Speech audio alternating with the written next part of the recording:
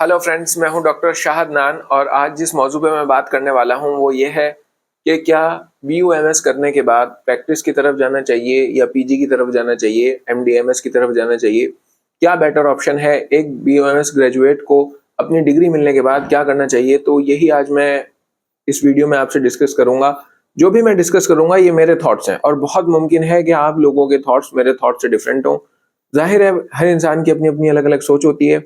जो मैं सोचता हूँ, समझता हूँ, जिस तरह से चीजें मैंने देखी तो वो मैं आपको इस वीडियो में बताऊंगा। तो चलिए दोस्तों शुरू करते हैं। सबसे पहली बात ये कि जब एक स्टूडेंट BUMS कर लेता है तो BUMS करने के बाद खास तौर से जो मेल स्टूडेंट्स हैं उनके ऊपर एक फैमिली का दबाव आता है। फीमेल्स के साथ भी आता है और घर वाले समझने लगते हैं कि अच्छा लड़का डॉक्टर बन गया और अब ये इनकम जनरेट करे। और BUMS डॉक्टर्स की यहाँ पर इसमें कोई संकोच नहीं है कहने में कि बहुत अच्छी कोई जॉब्स लग नहीं पाती, बहुत ज़्यादा पैसे उन्हें मिल नहीं पाते। पूरी नाइट ड्यूटी करने के बाद कितने पैसे मिलते हैं, खास तौर से यूपी में, तो ये तो आप जानते ही होंगे। इसको यहाँ खोल के क्या फ़ायदा। तो ओवरऑल ये है कि BUMS का स्टूडेंट जब उसके हाथ में BUMS की डिग्री आई तो उसके बाद फौरन उसके हाथ में पैसे नहीं होते। जो मिडिल क्लास फैमिलीज के लोग हैं, जाहिर है क्लिनिक सेटअप करने के लिए भी एक अगर अच्छा रेंट पे भी एक क्लिनिक सेटअप करेंगे तो मिनिमम 5-6 लाख रुपए लगेंगे। अगर थोड़ा सा भी स्टैंडर्ड मेंटेन करना है तो वो भी हाथ में स्टूडेंट्स के नहीं होते। इंटर्नशिप का जो पैसा मिलता है गवर्नमेंट स्टूडेंट्स को वो भी कम होता है और प्राइवेट में तो मिलता ही नहीं। तो ओवरऑल जो सिचुएशन होती है BUMS करने के बाद, मेरी खुद वही थी कि एक्सपेक्टेशंस ये हैं कि अच्छा बच्चा डॉक्टर बन गया, उसे खुद भी लगने लगता है ओहो BUMS की डिग्री आ गई, मैं डॉक्टर बन गया और अब ये पैसे कमाएगा या घर पे पैसे देगा या घर की जो जरूरियात हैं उनमें अपना हिस्सा रखेगा। और उसके अलावा वहां पे उसके सामने चैलेंज ये होता है कि अगर वो प्रैक्टिस की तरफ जाए तो प्रैक्टिस करने के लिए भी कभी कभी मिडिल क्लास फैमिलीज के लड़कों के पास इतने पैसे नहीं होते कि वो एक अपना अच्छा सेटअप क्लिनिक का बना सकें, क्योंकि उसमें भी 5-6 लाख चाहिए होते हैं। और जो प्राइवेट नौकरियों के ऑप्शंस हैं तो वो भी बहुत लिमिटेड हैं और जानते ही हैं आप, बहुत मिनिमम सैलरीज मिलती हैं BUMS डॉक्टर्स को। तो यही अगर फैक्टर ले लिया जाए, मतलब ये वाला फैक्टर अगर एक तरफ रख दिया जाए कि आगे हमें पढ़ना है, रिसर्च करनी है और ये सब चीजें जो हैं इनको एक तरफ अगर रख दिया जाए और सिर्फ माली फाइनेंशियल चीजों को ही देखा जाए तो भी MD करना बहुत ही फायदेमंद है BUMS के बाद किसी भी स्टूडेंट के लिए। क्योंकि MD करने करने में यूपी के अंदर जो 2 कॉलेजेस हैं इसमें तकरीबन 95,000 रुपए स्टाइपेंड मिलता है इस साल और हर साल ये बढ़ता ही चला जाता है। AMU के अंदर 1 लाख प्लस है, करोल बाग के अंदर भी 1 लाख प्लस है और इसी तरह गाजियाबाद और NIUM में और दीगर इस तरह सेंट्रल इंस्टीट्यूट्स में अच्छा खासा स्टाइपेंड मिल जाता है। ये स्टाइपेंड मिलने से 2 फायदे होते हैं। एक ये कि वो जो एक्सपेक्टेशन की जा रही थी पैसे की, वो पैसा आ जाता है हाथ में। घर में भी बहुत सारे लड़के MD करते करते घर में जो जरूरियात हैं घर बनवा देते हैं, कोई बहन वगैरह है उसकी शादी कर लेते हैं, अपनी शादी कर लेते हैं और एक क्लिनिक डालने का सेटअप वो अपना तैयार कर लेते हैं 3 साल के अंदर अंदर, और 3 साल भी बड़े मौज के गुजर जाते हैं। BUMS की लाइफ की जो स्ट्रगल्स हैं, ये ट्रॉमा था कि MBBS में नहीं आ पाया तो BUMS कर रहे हैं, तो ये 3 साल में जो पैसा आता है उससे ये सब चीजों से उबर जाता है। प्लस उसको अगर क्लिनिकल ब्रांच में वो कर रहा होता है PG तो क्लिनिकल की अच्छी नॉलेज हो जाती है जो उसको आगे प्रैक्टिस में फायदा देगी। तो और एक बात यहाँ पर मजीद मैं ये ऐड कर दूं कि अब PG की बाढ़ आई हुई है भाई। अब से 5-6 साल पहले, 2019 से पहले तो बहुत कम PG थे।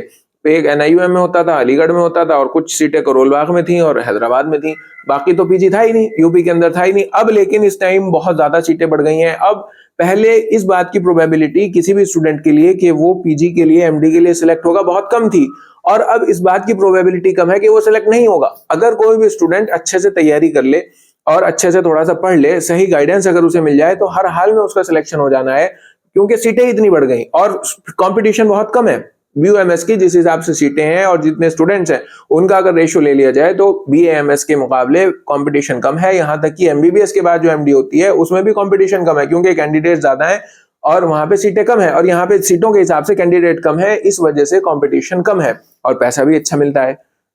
तो ओवरऑल मैं ये कंक्लूड कर सकता हूं अपनी इस तमाम बात से कि देखिए, अगर आपने BUMS कर लिया तो आपके पास कोई वजह नहीं है कि आप PG नहीं करने के।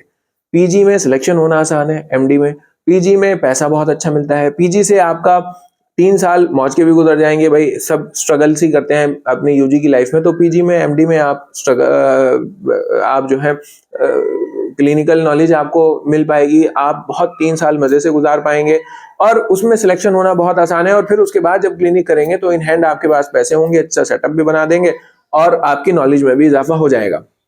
बहुत से लोग ये दलील देते हैं कि अगर हम 3 साल क्लिनिक कर लें तो जो 3 साल पीजी में लगाए थे तो 3 साल के बाद क्लिनिक बहुत अच्छे से रन होने लगेगा। देखिए, जिनके पास क्लिनिक बिल्कुल सेटअप है, मरीज पहले से ही आते हैं, उनकी 20, 30, 50 हजार रुपए की पहले से ही सैलरी है और वो पूरे डेडिकेटेड हैं और उन्हें ये उम्मीद है कि बस अब होल सोल उन्हें बस यही करना है और ये उसमें वो कर ले जाएंगे। अगर कोई इस लेवल का आदमी है तो भी उसे, फिर मैं ये कहता हूं कि फिर वो क्लिनिक कर सकता है, लेकिन पीजी करने में फिर भी उसे कोई नुकसान नहीं। भाई फिर आगे आप शुरू कर लीजिए और एक एमडी की डिग्री आपको मिल जाएगी, एक आपको स्टेटस भी आपका मेंटेन हो जाएगा पीजी की वजह से, और 3 साल मौज के भी गुजर जाएंगे। लेकिन हाँ, फिर भी बहुत सारे स्टूडेंट्स ऐसे होते हैं कि जो ऑलरेडी क्लिनिक कर रहे थे और उनको ये लगता है कि 3 साल के बाद उनका बहुत ज्यादा क्लिनिक चल जाएगा, बहुत ग्रोथ हो जाएगी और पीजी में वो 3 साल उनके वहां खत्म हो जाएंगे और वो उस हिसाब से क्लिनिक पर जोर नहीं दे पाने के। इन लोगों के लिए भी मेरा नजरिया यह है कि इनकी ये दलील कोई काम की नहीं है और इनको भी जो है मेहनत करके पीजी करनी चाहिए। पीजी से हर तरह का फायदा है, कोई नुकसान नहीं है और बहुत ही आसान पीजी करना जो है वो होता है, बहुत आसानी से इसमें सिलेक्शन हो जाता है। आज के दौर में बहुत आसानी से ही हो जाता है, बहुत कोई मुश्किल काम नहीं है। कहीं ना कोई कॉलेज अगर आप थोड़े से भी सीरियस हैं तो जरूर मिल ही जाएगा। तो मेरा इसमें जो अगर कंक्लूड कर दूं तो 2 लफ्जों में यही है कि सब स्टूडेंट्स को जो बीयूएमएस कर चुके और जो कर रहे हैं उनको अपना टारगेट बिल्कुल एमडी रखना चाहिए और एमडी बहुत आसान है और इसमें आपके हर मसले का इलाज है। जो भी चैलेंजेस सामने हैं एमडी करने से वो तमाम तर चैलेंजेस जो हैं वो दूर हो जाएंगे। और फाइनली ये बात कि जिन लोगों का फिर सिलेक्शन नहीं होता है, जो पढ़ते ही नहीं है, जो बिल्कुल सीरियस ही नहीं है, फिर वो ये बात कहते हुए नजर आए कि नहीं नहीं क्लिनिक अच्छा है। बाकी कोई दलील तो है नहीं इस बात की, कोई इसकी जो है कोई वजह नहीं है कोई ठोस के किस तरह से कह दिया जाए कि क्लिनिक करना ही अच्छा है। हर हाल में पीजी करिए। और मैं सभी लोगों को, सभी स्टूडेंट्स को या जो कर चुके बीयूएमएस उनको भी ये बात कहना चाहता हूँ कि आपको हर हाल में एमडी करने की कोशिश करनी चाहिए, एआईपीजीटी का एग्जाम देना चाहिए और ये आपके लिए बहुत बेहतर है। बाकी मैं ये भी बता दूं कि जो लोग क्लिनिक कर रहे हैं बीयूएमएस करने के बाद, उनके क्लिनिक क्यों नहीं चलते? उनके क्लिनिक आजकल इसलिए नहीं चलते क्योंकि वो एलोपैथिक प्रैक्टिस करते हैं और एलोपैथी की दवाइयां लेने के लिए लोग एलोपैथिक डॉक्टर्स के पास जाएंगे। अब वो दौर चले गए, अब लोगों के पास फाइनेंशियल स्टेबिलिटी आने लगी, मिडिल क्लास जो है वो कम होती जा रही है, लोग गरीबी अमीर होते जा रहे हैं। तो वो अब हर इंसान अपने यहाँ जो बीमार है उसको स्पेशलिस्ट डॉक्टर के पास दिखाना चाहता है। मोहल्ले के डॉक्टर के जो बीयूएमएस बीएमएस बैठे हैं, इनसे एक बार जाके दवाई ले आएगा और अगर उससे आराम नहीं आया तो अगले दिन वो स्पेशलिस्ट डॉक्टर के पास ही जाएगा एलोपैथिक के। आपका क्लिनिक इसलिए नहीं अच्छा चलता क्योंकि आप यूनानी पैथी नहीं जानते।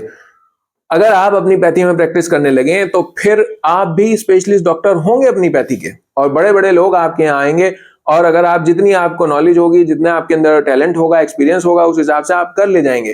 तो मेरा मानना यही है कि यूनानी पैथी जरूर सीखनी चाहिए प्रैक्टिस के लिए भी।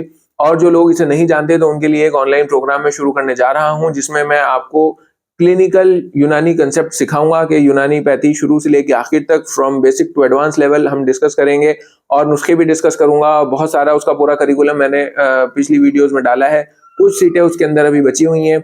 जो लोग भी इंटरेस्टेड हैं वो नीचे दिए गए व्हाट्सएप नंबर पर व्हाट्सएप करके जानकारी ले सकते हैं।